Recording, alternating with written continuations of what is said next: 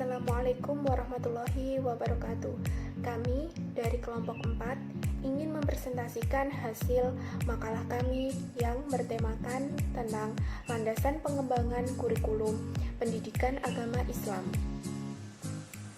Yang pertama yaitu Royhan Muhammad Iqbal, yang kedua Siti Mar'atus Solihah, yang ketiga Hila Febrianawati. Langsung saja kita simak videonya.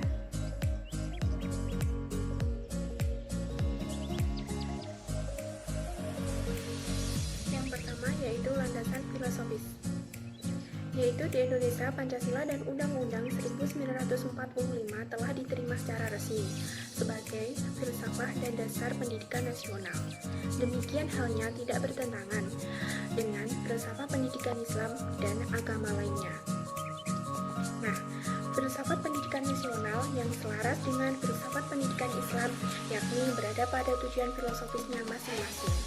Hal ini dapat ditemukan dalam Undang-Undang Nomor 20 Tahun 2003 tentang Sisdiknas, yaitu pendidikan bertujuan untuk berkembangnya potensi peserta didik agar menjadi manusia yang beriman dan bertakwa kepada Tuhan Yang Maha Esa, berakhlak mulia, sehat, berilmu, cakap, kreatif, mandiri, dan menjadi warga negara yang demokratis serta bertanggung jawab.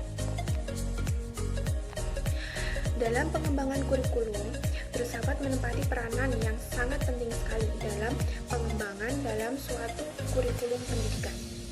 Aliran-aliran filsafat.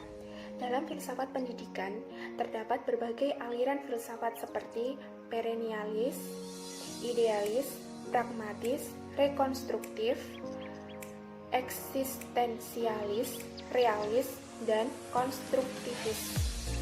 Aliran filsafat dalam pendidikan tersebut menjadi pijakan pengembangan kurikulum dalam filsafat pendidikan. Pentingnya filsafat bagi pendidikan nyata besar manfaatnya bagi kurikulum karena menentukan arah kemana anak harus dibimbing. Sekolah ialah lembaga yang didirikan oleh masyarakat untuk mendidik anak menjadi manusia dan warga negara yang dicita-citakan oleh masyarakat. Jadi, filsafat yaitu menentukan tujuan pendidikan. Yang kedua yaitu mengenai landasan psikologis. Pengembangan kurikulum harus dilandasi oleh asumsi-asumsi yang berasal dari psikologi, yang meliputi kajian tentang apa dan bagaimana perkembangan peserta didik, serta bagaimana peserta didik belajar. Dalam memilih pengalaman belajar yang akurat, psikologi secara umum sangat membantu.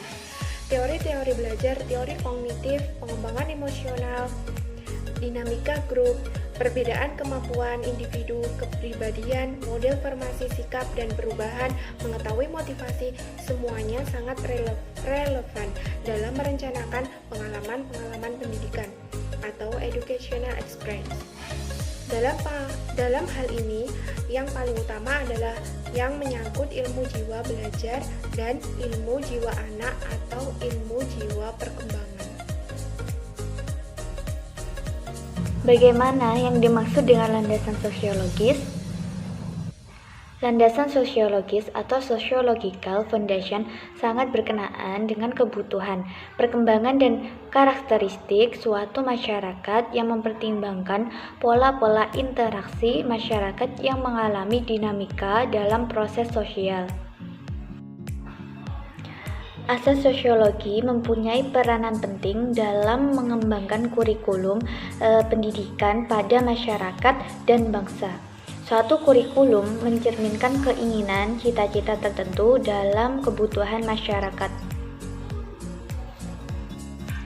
Karena itu, sudah sewajarnya kalau pendidikan memperhatikan aspirasi masyarakat dan pendidikan mesti memberikan jawaban atas tekanan-tekanan dari kekuatan sosiopolitik ekonomi yang dominan.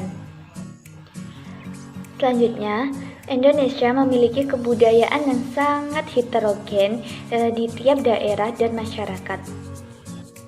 Dengan dijadikannya sosiologi sebagai landasan pengembangan kurikulum peserta didik nantinya diharapkan mampu bekerja sesuai dengan kebutuhan masyarakat. Maka, oleh sebab itu, masyarakat merupakan suatu faktor yang begitu penting dalam pengembangan kurikulum sehingga aspek sosiologis dijadikan salah satu asa agar asa ini tidak terlampaui mendominasi sehingga timbul kurikulum yang berpusat pada masyarakat. Landasan organisatoris. Tantangan dan beban baru dalam pengembangan kurikulum adalah keadaan masyarakat yang kian berubah dan kemajuan yang sangat pesat. Hal ini terkait dengan masalah apa yang seharusnya diajarkan dan kepada siapa. Dalam landasan organisatoris ada 3 hal utama yang perlu diperhatikan. Yang pertama, tujuan bahan pelajaran.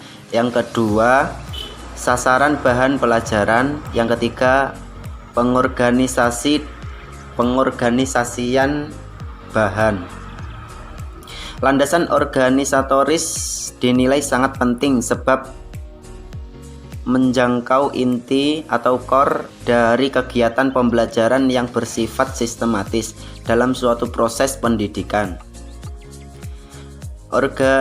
Terorganisasinya bahan pengajaran serta aspek peserta didik yang menjadi objek pembelajaran sangat memungkinkan tujuan pendidikan akan tercapai dengan sebaik mungkin. Ya, sekian, kurang lebihnya mohon maaf. Ihdinas siratal mustaqim. Assalamualaikum warahmatullahi wabarakatuh.